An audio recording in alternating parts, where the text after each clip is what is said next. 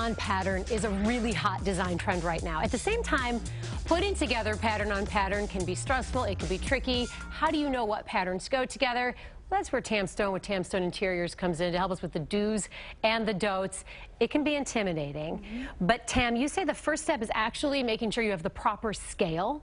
Yeah, there's a lot of do's and don'ts in interior design. Seems like there's a lot of don'ts. So you got to make sure you don't do it the wrong way, or else it does not look good. Yeah, it won't look good if you don't have proper scale, for sure. And what do you mean by that? Well, one of the things that happens is you go into a furniture store and they have 20-foot ceilings and really no walls. There's no parameters that you're working within. Yeah. You find this beautiful 90-inch sofa and it looks gorgeous, and by the way, it doesn't fit in your room. So what I tell friends that are doing design on their own is that you need to measure ahead of time. If you've got another sofa in your house, measure the length of it. Actually bring it into the room you're thinking about putting it in, because you'll find out certain heights will matter, certain lengths will matter. You might have a sofa in there that's 70 inches and you realize you want something that's more like 80, 84 inches in a larger room. And so same thing with lamps. You can put a lamp in, move it from another room and see what the scale is and go, I'd like a shade that's about 5 inches bigger, or something different. So use what you have, even if it's not going to be there permanently,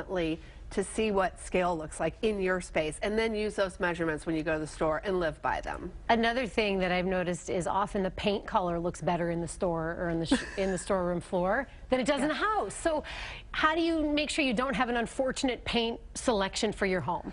This I really like. I think it looks really cute. Is that a don't? Don't tell me that's a don't. It's a don't. Why? I like that.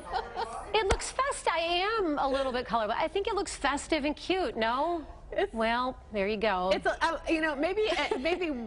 maybe two of the colors or something, but it looks like a cafe. Yeah, sometimes a little bit too much is too much, and sometimes you get the wrong colors in place. When I was real young, before I was designing, I painted a bathroom green, and every time you walked into it, you looked like the Grinch, or the green reflected off of your skin. So, like television, color will look different in a large-scale space than it does in your intimate home, and so you want to make sure that you get the color that you're thinking about, and actually paint a sample of it on the wall, because you can then see how the light translates throughout the day. And if you are just awful at picking colors, then go to design magazines, design bloggers, and they love to tell you what their favorite shade of off-white or gray or green or whatever is. Use them.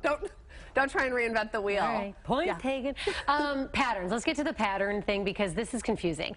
A pattern on pattern is supposed to be super hot right now. Okay, is that too much pattern? Is that a don't again? I mean, because sometimes I feel like it looks like it was meant to be that way, like they're being so avant-garde. Yeah. No, I get what you're saying. I get what you're saying. Yeah. That is a don't. Okay. And that's, a little bit too much color, a little bit too much pattern, and everything else in that example. It was supposed to be a little over the top.